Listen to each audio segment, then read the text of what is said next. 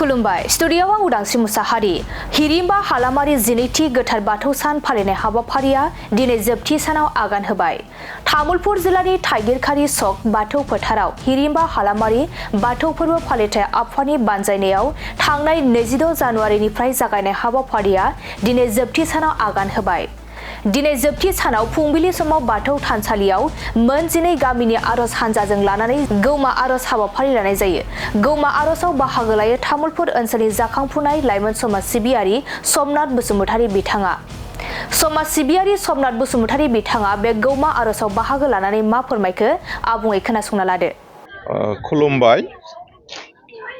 दिनै हिरिम्बा हालामारि बाथौ गौथुमा 12थि गोथार बाथौ सान फालिनायजों लोब्बा लाखिनानै दिनै जोबथा सानाव बिथांमोना फुंनि गोथार समाव मोनसे गौमा आरज बेवहाय लादोंमोन आरो बे गौमा आरजखौ आंखौ बेखेवनो थाखाय हांख्रायहरनाय लेखा आं बेवहाय नुजाफैनानै जोबोद गोजोननाय मोन्दों।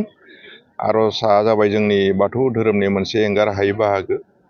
जों जुदि खाम सिफुं जेथा सेरजा दामनानै जों जुदि आफा बोराइ बाथौखौ जोङो आरज गाबोब्ला आफा बोराइ बाथौआ जोंनि सेराव गमामायैनो नुजाफैयो आरो जोंखौ आशीर्बाद होलाङो आरो ओंखायनो जोङो जोंनि जेसेबां बाथौ सिबियारि रायजो राजा दङ जोङो आरजनि समाव बयबो बाहागो लानांगौ आं बेखौनो खावलायो आरो दिनै बे हाबाफारियाव थारैनो जोबोद मोजां जादों आरो बे हाबाफारिखौ लानायनि थाखाय आङो हिरिम्बा हालामारि बाथौ गौथुमनिसिम आङो साबायखर बावदों जे दिनै फुंनि समाव जाय गौमा आरज बे आरजखौ बिथांमोना लानायनि थाखाय आरो बोसोरफ्रोमबो बिदिनो बाथौ धोरोमखौ फेहेरनायनि थाखाय बिथांमोना खामानि मावलांबाय थागोन बेखौनो आं मिजिंथिनानै आंनि बिथांमोनखौ आंनि गोसो गोरबोनिफ्राय साबायखर बावदों।